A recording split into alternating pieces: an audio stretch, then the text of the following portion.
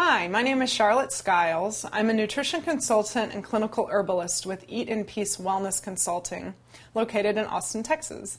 And today's topic of concern is how to break a bad habit. I'm going to speak to this in terms of nutrition, and researchers estimate that it takes us about 30 days to quote-unquote break habits. But I think the most important thing is to look for the wisdom in the situation. We don't do things that we don't benefit from. This is often overlooked, and we label ourselves as being good or bad based on what we are or are not doing.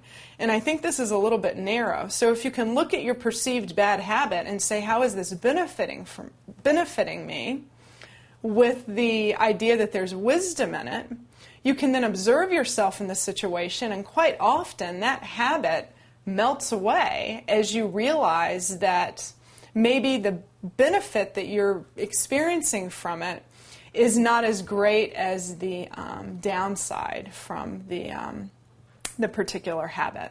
And you might be able to either remove it altogether pretty effortlessly, or you can replace it with something else. You know, in my health history, one of the quote-unquote bad habits I was having was a lot of sugar intake. I was very dependent on sugar in my diet for energy.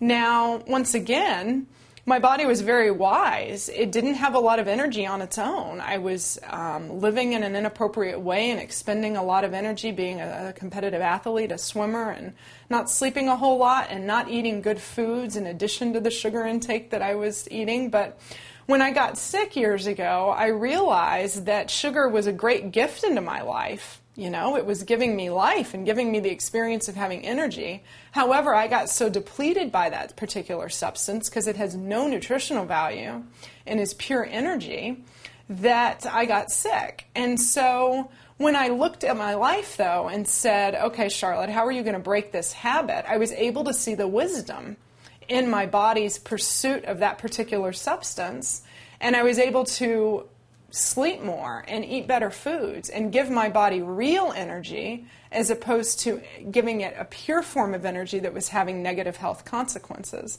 I hope that that paints a certain picture for you, because I'm not sure that breaking the bad habit is the best way to look at it. It's how does this particular habit serve me, and what can I do differently in my life that will also promote health and well-being.